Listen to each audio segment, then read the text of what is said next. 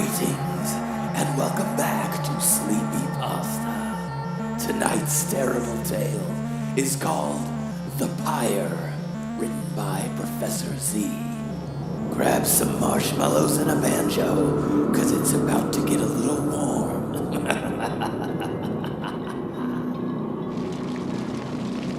When I started to become aware, the first thing I could remember was the sound. It was a loud mixture of such strange noises. There was a roar and a crackle, and the sound of human voices. I couldn't make sense of it at first. The voices were the strangest. There were many voices in unison. They were rhythmic, pulsing even. I couldn't tell if there were words because it didn't make sense in my mind. But the voices were intense and fervent. Something about them made me extremely agitated. The crackle seemed gentle and somehow repetitive, almost soothing. The roar disturbed me on a deep level. My mind screamed that it indicated danger and horror, but it was also somehow familiar. My mind connected the crackle and the roar together, and I realized that it was the sound of fire. A very large fire, very close. I realized I hadn't opened my eyes and managed to do so with some difficulty.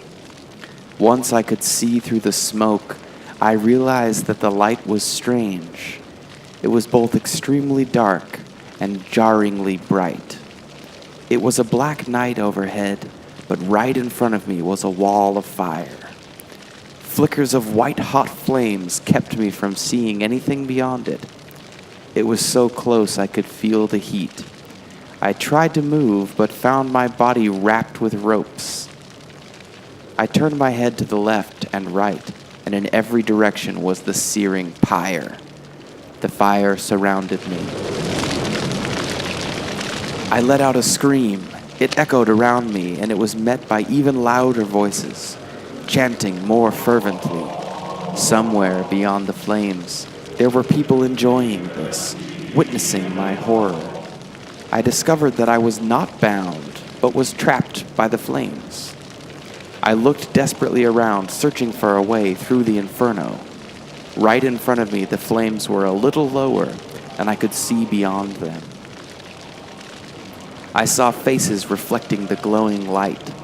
Just faces. Nothing else.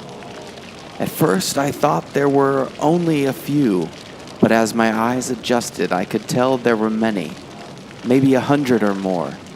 They were moving in unison to the chant. At first, I thought something was wrong with their faces. They seemed ghoulish, almost melted.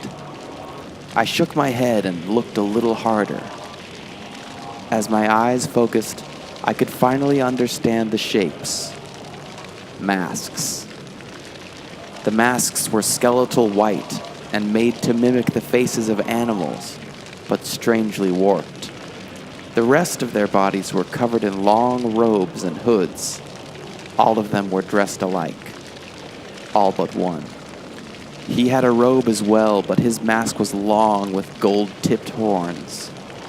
There were symbols carved on its forehead. As he left the circle, the others joined hands behind him. They never stopped chanting. This figure must have been the leader. The others seemed to bow toward him as he approached the fire. From the midst of his robes, he pulled something out that reflected the firelight. It looked metal and long. He held up the blade before the crowd, and they intensified their noise. He walked up to the flames directly in front of me. From somewhere else, he produced a bowl. He placed the dagger in the dish and stepped forward directly into the flames. He came through right in front of me. I leaned backwards as far as I could and eyed the sharp edges of the blade. I then looked into the eyes behind the mask, which reflected the flickering light brightly. I spoke, but slowly. The smoke-filled, heavy air caused my words to catch. Let me out. He smirked, seeming intent on his actions. His hand wrapped around the dagger, lifting the blade high. He sliced right through my ropes, then turned and spoke in a loud voice for all to hear. I serve the Lord of Demons. None may leave until the sacrifice.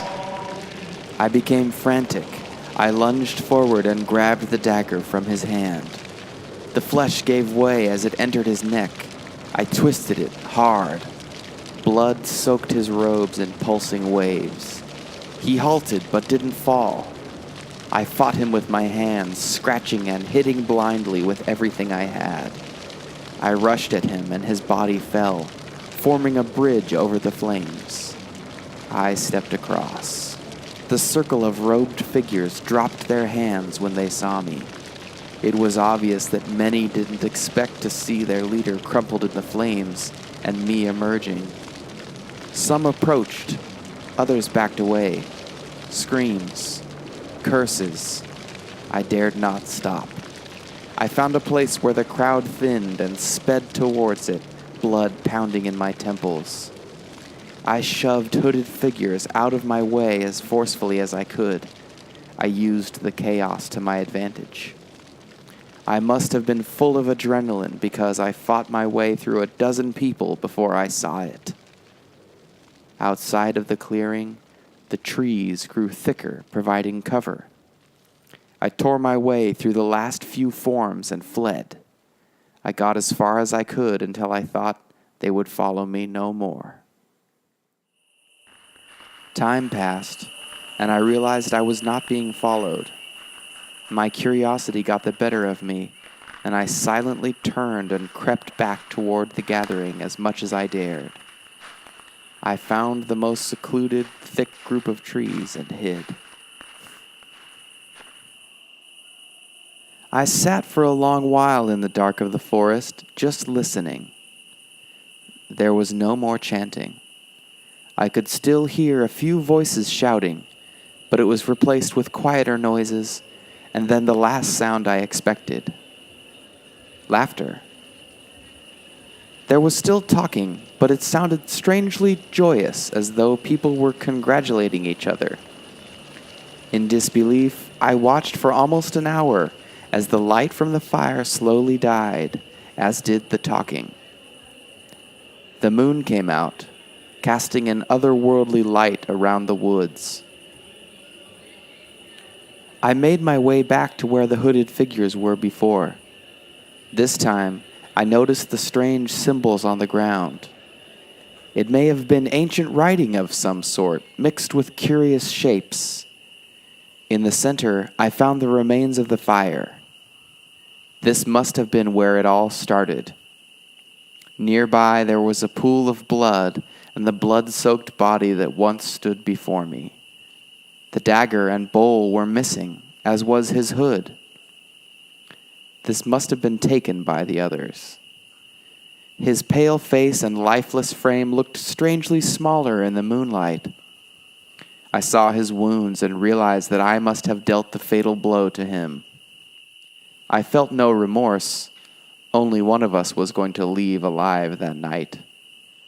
The clearing was oddly silent. As I looked around, I felt revulsion. How could they have done this to me and brought me here? I hated them all. I took stock of my health. Although I was once surrounded by fire, my arms and legs did not appear to be harmed. The skin was intact, although red.